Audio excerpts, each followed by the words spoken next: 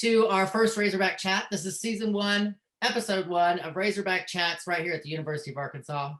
My name is Jeremy Stuthard. I'm a master's candidate in the Recreation and Sports Management program. And today we're interviewing a very special guest, the Associate Athletic Director and Head of the Marketing Department at the University of Arkansas Athletics, Taylor McGillis.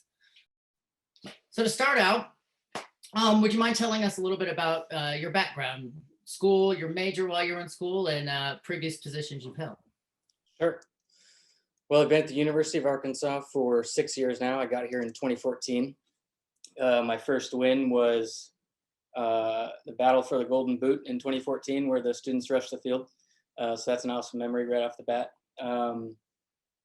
Backing up, before I came here in 2014, I worked at the University of Miami in Florida. I was on our communication staff there, so I was more on a sports information role, working with our women's basketball and women's golf teams. Prior to my time at Miami in Coral Gables, I went to St. Leo University, which is just outside of Tampa. St. Leo University is a Division II school. I played baseball there for 3.5 years. And that's kind of probably where I realized this is what I wanted to do. So I had a great collegiate experience at a small private school, very different from here. But because it was so small, it gave me some really tangible hands-on experience that I probably wouldn't have had elsewhere. So after 3 years baseball, hung up the cleats because I was ready to start my career. So I actually worked there at St. Leo for about 6 to 8 months because I just lucked into a job opening. A guy left right when they needed somebody. Then came the opportunity at Miami, which was really just kind of set my career up from there. All right. So having those experiences at St. Leo and Miami, what do you think the turning point in your career was that landed you as the associate AD? I think the turning point was the marketing world continuing to become more digital. 5 years ago, someone with my background wouldn't have been hired to be in this role because it was more about the game day experience. It was more about community experience. And in the past 5 years, and even a little bit further back than that, it just entirely shifted to online and social and digital and creative. And the time when I was in school and early on in my career was right when social media was becoming a thing. So I was able to have that be the thing that I was good at. I was better at that than everybody else, than all the people who had already been working there in the department. So that being said, when people started to look for who could lead a marketing department 5 years ago, it probably wouldn't have been someone who only worked on social media and graphic design and communications. But just because of how the landscape has shifted to be more, you just have to reach people through so many different means. This day and age, content is marketing. So like everything we're putting out from a content standpoint is just as valuable as what we would once consider traditional marketing in the years past. So in Miami, that was, I wasn't in that role at Miami. Miami, I was more traditional communications role, but I was really fortunate. And I would also lump your turning point question into just the people I was able to meet at Miami. The person who ultimately brought me here, Chris Freet, is my mentor. He was working at Miami at the time. And I just met a ton of really smart people. And that was I was only there for 18 months, and I probably learned more in that 18-month period at Miami than any other time. So I would say that, and then just combined with the way the world had been changing, it suited me well for this profession. Excellent. So this whole first section is kind of more personal, talking about your personal life and how you got to where you were, and kind of behind the scenes of your personal life too, if you don't mind us digging a little bit. So does your position right now like intervene with your family and friends and social life? Like, is there a balance there? I would say it intervenes. Yeah. I don't think anybody who works in this business could tell you otherwise. I'd say this, it used to kind of totally rule my world. I've just gotten better the last few years of compartmentalizing. and realizing when I'm in a place where I need to stop and not do work. I used to get just incredibly satisfied by accomplishing things. Like I think if you do that personality test, achiever was always one of my top ones. I like getting things done, and I was fulfilled by doing that. And I think over time that's shifted a little bit. Um, but to go back to your original question, yes, I think friends and family, um, they take the brunt of the bad things of this industry, right? They're not going to be as much time with family on holidays, and for me, most of my friends I've made in this industry, and here at the university, some lifelong friends. So it's not all negative. I've been in people's weddings who I just met here through my employment. So it's definitely something that you have to work on from a balance standpoint and find out what's important to you, and then just make sure that you find the right balance for what you need psychologically, and for your own mental health. Finding a balance is really the key to like being happy nowadays. So continuing on, what is some advice? We had a personal question from somebody in our group that wanted to ask, what is some advice you'd give to your younger self? I would have told myself to slow down, and I would have told myself to enjoy my last year of college, um, more than I was just so eager to start my career and get into a full-time internship. Um, I regret that. I regret that I didn't play baseball my final year in college with the best friends of my life that I lived with for the previous 4 years. I think about that a lot. So I would tell myself that just your career is always going to be there. Like you're going to be working for the next 70 years of your life. Um, Taking one more year to either go to grad school or travel abroad or study abroad, even, that's something that I would definitely recommend, and that's probably what I would tell my younger self.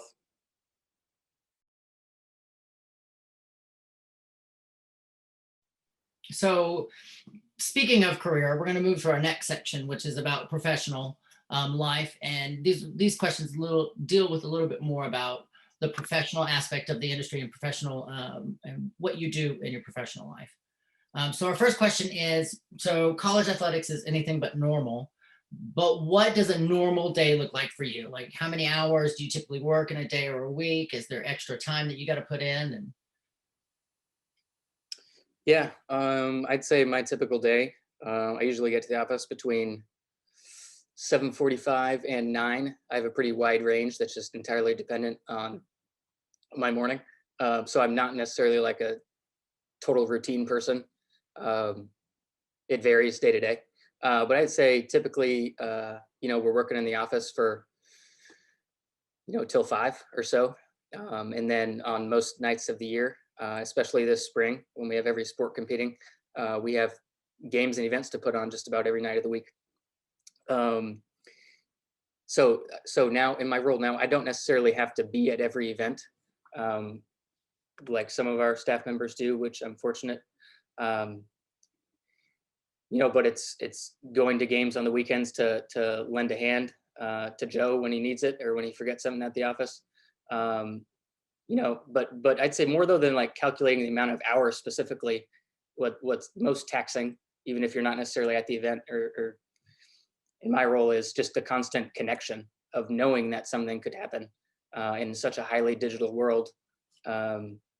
If you miss something on social media that night, people are like, how did you miss that? Or just the expectation that you are keeping up on trends, and in this space specifically, the trends change overnight. So I'd say that, more so than like the hours in the office, which can be tiring. I'd say more tiring is keeping up with expectations for just because of how fast things change. you speak of changing and big things happening. So about a year ago, we all know that this pandemic hit. And how did your department pivot when the pandemic hit? What were some of the biggest changes that had to occur? I think right off the bat, we were well, no one was well prepared. I shouldn't say that, but we were positioned well with how we had built our staff that we were able to continue marketing things, but 100% from a content and social standpoint. So I thought our team did a really good job of that. The other piece is we didn't know how long any of that was going to last, right? So you don't know that you need to change your strategy for the next 2 years potentially. We're thinking, okay, we're missing the College World Series. We might be able to be back. Football's definitely going to happen, right? But as it went on, I think we started to realize that one, the majority of our fans are never going to come to a Razorback sporting event, and I think we saw that as a huge opportunity. And we get blinded by the ticket sales and putting butts in seats because of how absolutely important it is to our bottom line. So don't get me wrong, that's important. But there's this thought out there that, yeah, 70,000 people can come to a football game. There's 500,000 people or 1 million people in the world who probably claim to be Razorback fans. And we've probably been neglecting them a little bit just because we favor the people who are here with us in the ballparks and the stadiums.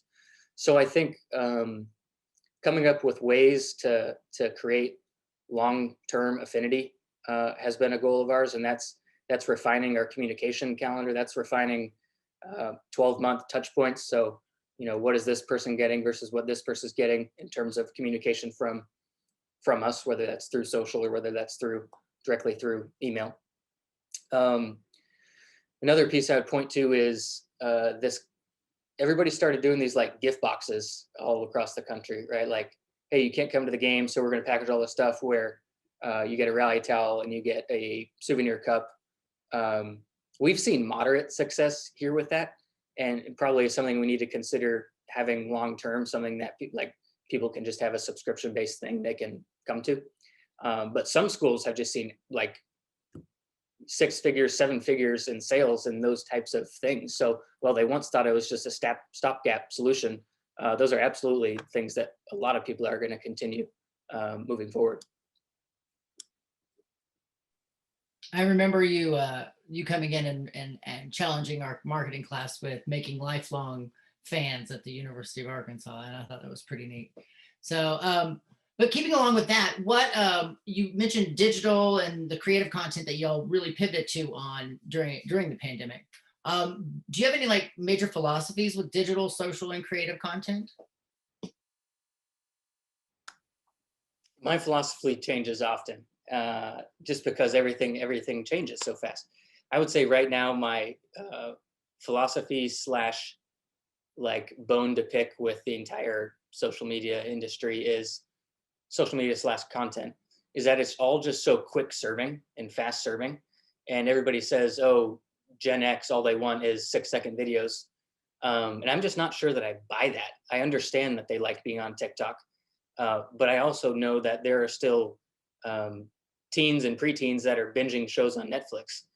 So I think it's what we're really going to focus on the next 2 years is building out a more comprehensive strategy for what's like long form or medium length form content that our fans can expect in regularity.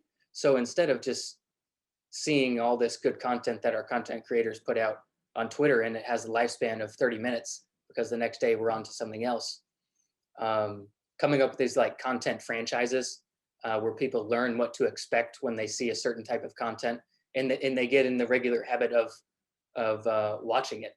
So even if it does take a little longer for them to consume it, we think it could be a more long-term and healthy way to continue to have consumption of our media. So continuing along with that, we know about the quick serve as a trend. We noticed that really well. What are some other trends that you're really excited about in the digital, social, and creative content world? I'm excited about subscriptions, and not the types of necessarily subscriptions we just talked about where it's like a physical, like clothing package, not like a clothing or food subscription, but you guys have probably heard of Substack, right? Like there's this new email platform where it's all subscription based, and anybody who is like a creator of content or a journalist can create their own like marketing vehicle and newsletter. I just think that so much of how people are going to consume content in the next 5 years is going to continue to be stuff that's delivered directly to them.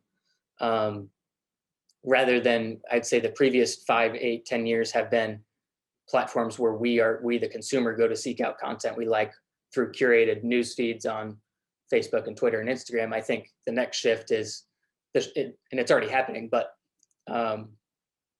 it's just everything that people consume. They're just going to pick and choose what is delivered to their inbox or what is delivered to their text message. So I think subscriptions is something I'm excited about, the trend that's going to continue. Giving options to your client base is amazing, because that's the way to get them right in. So kind of pivoting a little bit, originality is like the name of the game in marketing, and coming up with something new and innovative. What are some places that are like some social media accounts or sports journalists or things that we need to be watching that are just killing the game right now, besides the University of Arkansas? Good question. I'm trying to think of just things that I consume. If you guys don't get the Morning Brew daily email, I would highly recommend that one. I'm not like a finance person at all, but the way that they consolidate the previous day's finance news into what I need to know before I get out of bed is really, really good, and like a really crafty writing style. There's a website called like Industry Dive, I think it's called.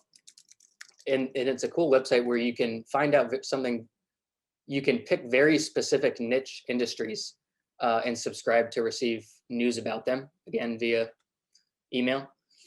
Trying to think of some social media accounts. This is a random one, but this guy, your professor may actually know him. His name's Bubba Prague. He's just like a guy who used to be a journalist out of Tampa. He used to work for the Tampa Bay Times, but he just tweets like incredibly fascinating and it's just interesting things about sports and marketing. Man, I'm kind of blanking on other people right now. I should have thought about that one more.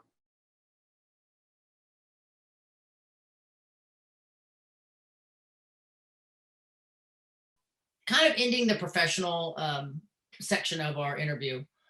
We've all heard of the Midas touch, but what's the McGillis touch? What is the signature that you've left on your previous stops and at the University of Arkansas? I love that question, Jeremy.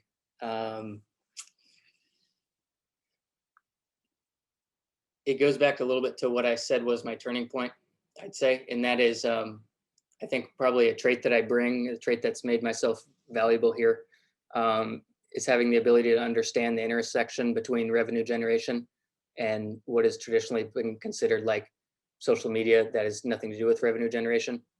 So I think my ability to understand the whole message that we're needing to deliver to our fans, and sometimes that's very content based and very, what you traditionally think of social media based. And then sometimes it's writing an email letter to our season ticket holders and asking them after we beat UConn in women's basketball to help us out and donate $50. So I think that's been I guess that would be my Midas touch, is having the knack or tact or wherewithal to be able to merge those two things that have traditionally kind of been separate areas of athletic departments. Sounds like a good signature. We do have a question from Dr. Steve Dittmore real quickly. How will consumers identify which one of those pick and choose which content they want delivered on your subscription? Going back to your subscription answer. In other words, how does a brand get in front of a consumer to show value so that they can subscribe? Well, first you have to create a network of content that they can subscribe to, which we're absolutely not there yet, but we're on pace to. I guess to answer the question, how I see this building out in our head is we have two massive marketing machines in social media and an email database of 500,000 people. Once we have our content offerings, how we want them, I think it's as simple as promoting that we have a new subscription-based model. If you want to pay $5.99 a month to get X, Y, or Z delivered directly to you, or you want to pay $10.99 a month to get advanced access to football hype videos, for example. I'm just making that up. I think that's how it will be chosen by the consumer and ultimately curated for them.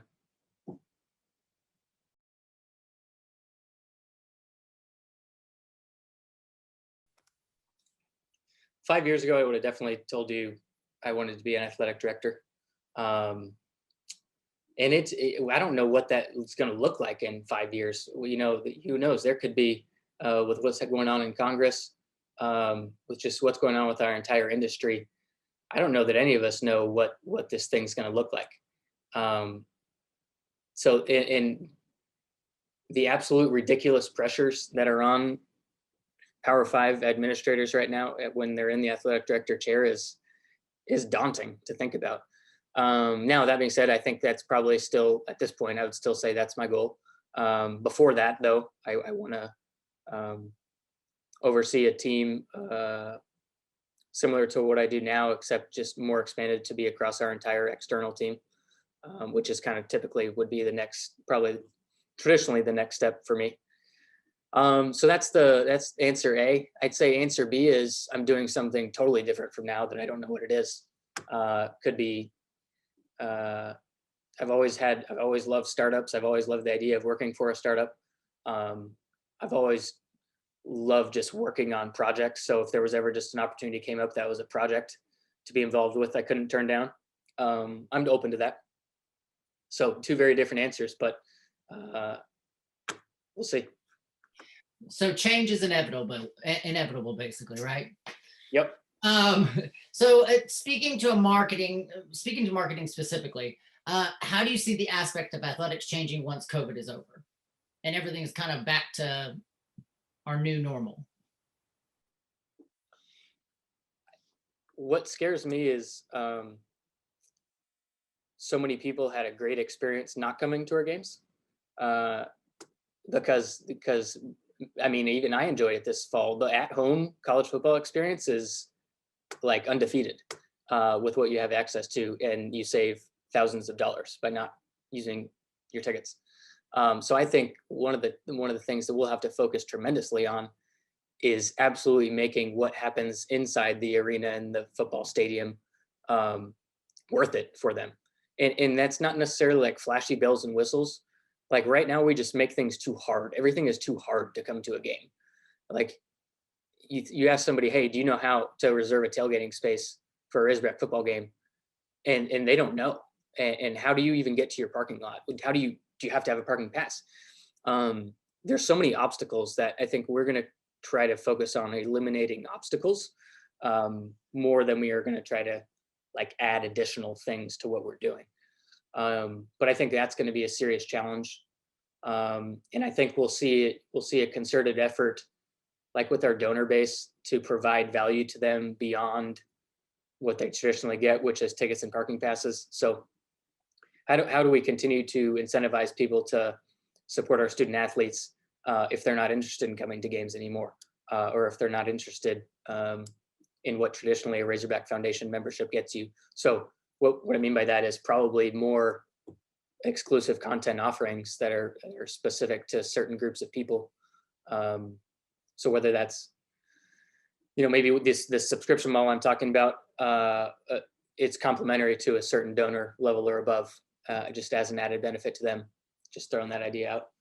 A lot of challenges. I'd say those two are what's most top of mind for us coming out of the pandemic.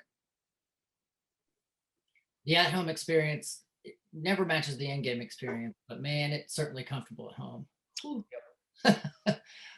So kind of moving along in the progress section, what specific marketing trends should undergraduates and graduate students should be paying attention to, or like specialize in, like get a head start on before entering the industry? I got two easy ones right off the bat, and it's having basic graphic design skills and having above basic Excel skills. I go up and down this building looking for somebody who can help me do a pivot table in Excel, and you can't find one. So I would say like there's some really basic thing, like you think you know Excel, you probably don't. With graphic design, I never had a background in graphic design. It ended up being a really integral part of my career just because uh, I was like trying to get to a certain end result, and so I would just mess around with it to the point where I was good enough at it to where I could get the end result done on my own. And the reason I point to those two is um, if you can like sustain yourself with those skills without having to rely on probably an understaffed creative team in whatever your next job is, um, just being able to do those things yourself will be really helpful. So those two skills, knock them out. Perfect. That's a perfect example of what you need to have. So we've got a few minutes left. We want to thank you so very much. We didn't get to the rapid fire section of our questions, but we did get some great information from you. Thank you so very much for joining us, Taylor. I hope you enjoyed the interview as much as we have, and I hope everybody that's in here has gained a great insight into the industry. But we want to thank you so very much for joining our Razorback chat. Big thank you to Taylor, and we'll see you on our next episode, which is season 1, episode 2, where group 2 will be interviewing Deputy Athletic Director John Fagg. And until then, keep calling the hogs.